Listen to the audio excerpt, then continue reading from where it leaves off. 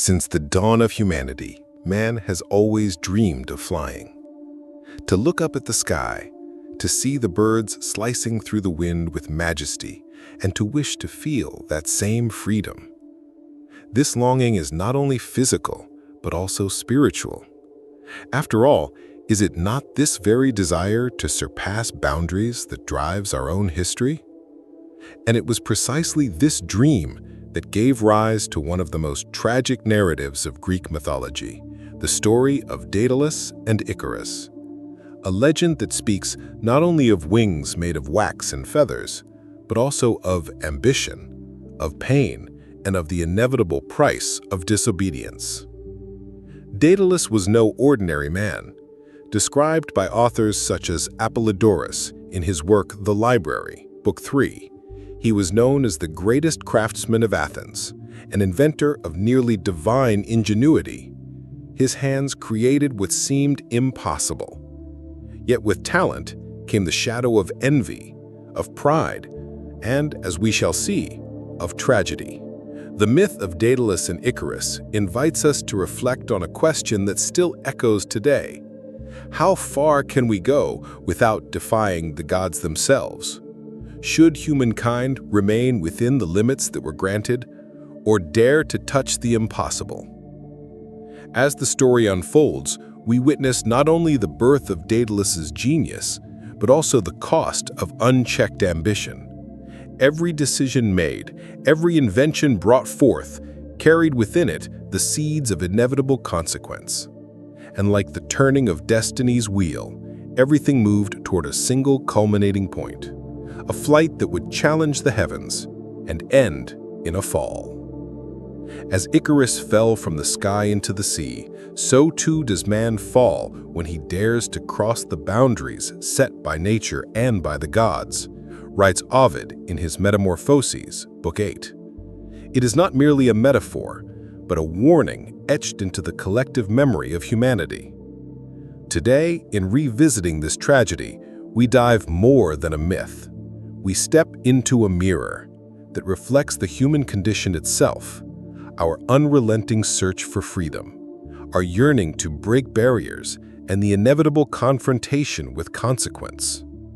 And so begins the journey of Daedalus and Icarus, a story of brilliance and despair, of triumph and downfall, a story that even after millennia still compels us to ask, the price of freedom, is it worth the fall? In Athens, Daedalus was revered as a prodigy. Tradition describes him as a descendant of the noble lineage of Erechtheus, the ancient king of the city. Yet his true nobility did not come from blood, but from his hands. He transformed simple blocks of wood into statues so lifelike that, according to Pausanias in his Description of Greece, Book 1, they seemed to move as though they possessed a soul. He invented the saw, the axe, and even the plumb line used by builders. Each of his works not only served a purpose, but carried with it an almost divine touch. It was as if Athena, goddess of wisdom and the arts, had breathed her inspiration directly upon him. But every brilliance carries with it a burden. Daedalus was not alone in his workshop. There was an apprentice there, his nephew, Perdix, a brilliant youth who quickly began to equal his master. It is said that Perdix looked upon the world with different eyes, finding solutions in the most unlikely places. It was he who, upon seeing the shape of a fish's spine, conceived the idea of creating the iron saw. And it is here that tragedy began to take form. Daedalus, who until then had been exalted as a pillar of wisdom and ingenuity, found himself consumed by envy. How could he allow someone so young to surpass him? How could he bear the thought that his name might be eclipsed by another's talent? Apollodorus recounts that, in a fit of fury and wounded pride, Daedalus led his nephew to the top of the Acropolis of Athens. There, where the sky and the city met, he pushed him to his death. But the gods were watching. Athena, moved with compassion, transformed Perdix into a partridge before he could strike the ground. But Daedalus, however, did not escape the consequences. Accused of murder and cursed for his betrayal, he was banished from Athens. The greatest craftsman of the city did not leave as a hero, but as a criminal.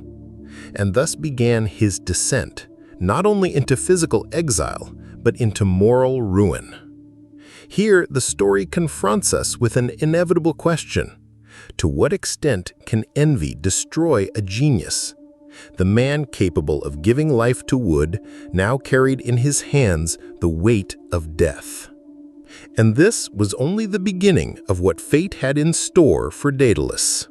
Banished from Athens, Daedalus found refuge on the island of Crete, under the rule of the mighty king Minos. It was there that his genius discovered a new stage.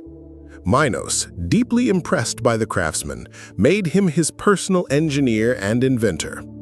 The exile, now under the protection of the Cretan throne, received a task that would become his most celebrated work, and also his darkest. Tradition, as recounted by Ovid in his Metamorphoses, Book 8, tells that Pasiphae, the wife of Minos, had fallen victim to the vengeance of Poseidon. Struck with passion for a sacred white bull, she bore a dreadful creature, the Minotaur, half man and half beast. Ashamed, Minos commanded Daedalus to build a prison that could never be overcome, a place where the monster would be locked away forever. And thus the Labyrinth was born, not merely a construction of stone, but a true architectural riddle, a prison that confounded the senses and caused all who entered to become lost in its endless corridors.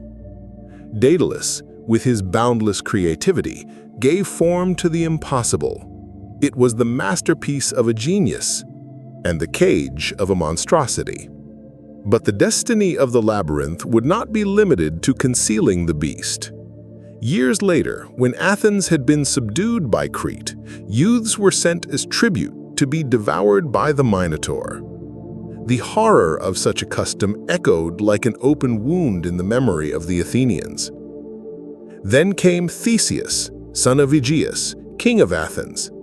Driven by courage and by the desire to free his city from this humiliation, he offered himself as one of the sacrificial youths.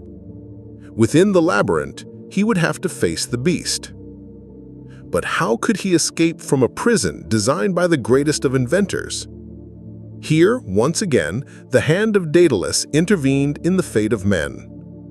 Moved by the love of Ariadne, daughter of Minos, for the hero, Daedalus gave her the solution, a simple ball of thread. With it, Theseus could mark his path back as he ventured deeper into the corridors.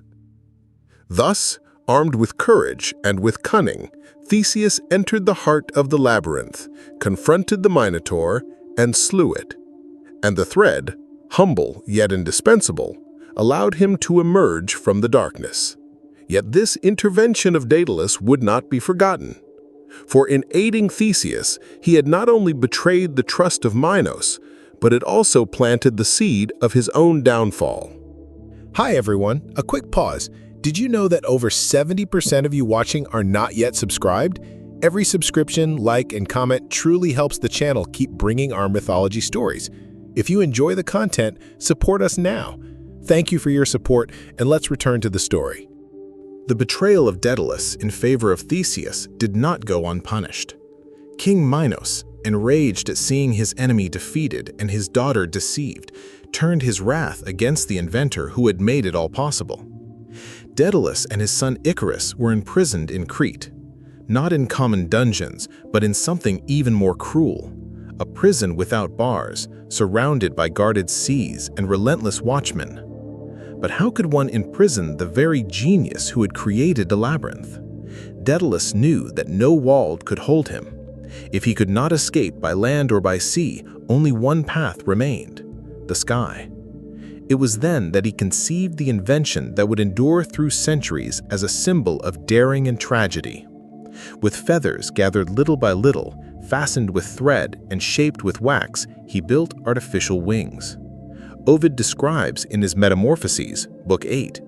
He set the feathers in order, some larger, some smaller, as one arranges reeds in a panpipe, and bound them together with wax in the middle. It was art transformed into freedom. When he had finished, he showed Icarus how to use them. He taught him to move his arms as though they were wings, and, before departing, he warned, "Fly not too high, lest the sun melt the wax, nor too low, lest the dampness of the sea weigh down the feathers." It was the wisdom of a father, the balance that alone could guarantee survival. But how could one ask moderation of a youth who saw before him the chance to touch the impossible? Icarus, seized by euphoria, forgot the warnings. While Daedalus kept steady, measuring every beat of his wings, the sun abandoned himself to the vertigo of freedom.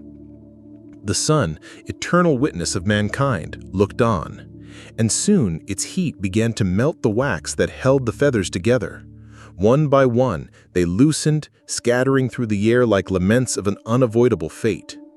Icarus, once lifted high, now fell. His cries echoed over the sea until the waves swallowed him. From that time on, that place came to be called the Icarian Sea, an eternal memory of the youth who dared too greatly. Daedalus, looking down from above, wept. There was no invention capable of bringing his son back, and his genius, once his pride, had now become his curse. Alone, marked by the unbearable pain of the irreparable loss of Icarus, Daedalus continued his flight until he reached Sicily. There, he found shelter with King Cocalus, who received him with hospitality and recognized the worth of his genius. Yet even far from Crete, the craftsman did not know peace. For Minos, the relentless king, would not rest while the traitor still lived. The fame of Daedalus was so great that wherever he went, his presence could not pass unnoticed. His inventions, his constructions, his very name, all revealed his whereabouts. Minos knew he could not capture him by force, and so he devised a cunning stratagem. He spread a challenge throughout the world, carrying with him a spiral shell and promising great rewards to whoever could thread a strand of flax through it. It seemed impossible, yet Minos knew there was but one man capable of solving such an enigma: Daedalus. The library of Apollodorus recounts how the renown of the craftsman was so immense that no challenge was insurmountable to him. Indeed, when the shell came into the hands of Cocalus, Daedalus took an ant, tied the thread to its body, and let it crawl through the spiral drawn by a drop of honey placed at the other end. In little time, the riddle was solved. And thus Minos discovered his whereabouts. If anyone had unraveled the enigma, it could only have been Daedalus. Minos then set out for Sicily, bringing his fleet to the lands of Cocalus and demanding the surrender of the inventor. Once again, the genius was cornered. How could he escape a king who hunted him without rest? How could he go on living, carrying upon his back the weight of envy, of betrayal, and of the loss of his own son? The myth shows us that the fate of Daedalus was not of glory, but of ceaseless flight. The man who had once created wings to escape Crete now found himself trapped in a new web of pursuit. There was no invention that could free him from the shadow of Minos. And yet, it would be precisely his ingenious mind and the cunning of Cocalus that would prepare the final twist of this relentless hunt. Minos at last reached Sicily, inflamed with fury and driven by the unshakable determination to capture Daedalus. The Cretan king could not imagine that this man, who once had dared to challenge the gods with his genius, would always find a way to resolve the impossible. The challenge of the thread through the shell, which seemed a mere game, revealed the intelligence that made Daedalus a genius feared by all. With nothing but an ant and a strand of flax, the craftsman solved the enigma that no other mortal would even have dared to attempt. Pausanias, in his description of Greece, emphasizes that Daedalus did not merely resolve problems, he anticipated the very nature of the impossible. Yet the anger of Minos grew with every passing moment. To capture Daedalus had now become a matter of pride and vengeance. But the king underestimated the cunning of the man who, years earlier, had built the labyrinth to imprison the Minotaur, and who would now employ his craft in the opposite manner, as a symbol of his own astuteness. Daedalus knew the direct confrontation would be fatal, and so he devised a trap, silent and flawless. He arranged for Minos to bathe in a place that seemed entirely secure, and when the king let himself relax, the craftsman gave discreet instructions to Cocalus. The death of the enemy would be accomplished without Daedalus ever raising a weapon, and so it came to pass. The myth does not merely celebrate the ingenuity of Daedalus, it also confronts us with the moral complexity of the man himself. The same hands that invented, created, and saved lives were also capable of plotting vengeance. Genius and pride, side by side, could give birth both to works of beauty and to acts of destruction. The fateful revenge against Minos did not bring Daedalus joy. It brought only the confirmation of the price of survival. Each solution, each carefully measured step carried with it the shadow of the loss of Icarus, reminding him that not even the most extraordinary talent is capable of repairing what has been irreversibly destroyed. And in the end, the craftsman remained free, yet marked. Free of Minos, yes, but never free of himself, nor of the memory of the tragedy that would follow him until the close of his days. The story of Daedalus and Icarus, then, is not merely about flight and fall, but about limits, about choices, and about the fragile thread that separates brilliance from disaster. Daedalus, at last free from the threat of Minos, looked toward the horizon and saw not only the sky he had once shared with Icarus, but also the weight of the entire tragedy. Every invention, every work of ingenuity was now marked by the memory of the son who had been lost to the waves of the Icarian Sea. The freedom he had won carried the bitter taste of loss, and the triumph of cunning bore the weight of eternal guilt. The story of Daedalus and Icarus is not merely an ancient myth. It is a mirror of the human condition, the brilliance that can lift a man to the heights and the ambition that can cast him down in a single instant. As Ovid writes in the Metamorphoses, he who dares to challenge the boundaries of the divine world sooner or later pays the price of his own boldness. Book 8. The lesson is as old as it is universal. Freedom without prudence is an invitation to the fall. We then ask ourselves, to what extent should humanity strive to surpass its limits? When does boldness become recklessness? And is genius, when separated from love and responsibility, truly a gift or a curse? These questions remain suspended in the air, drifting like the feathers that once fell into the sea when Icarus dared to touch the sun.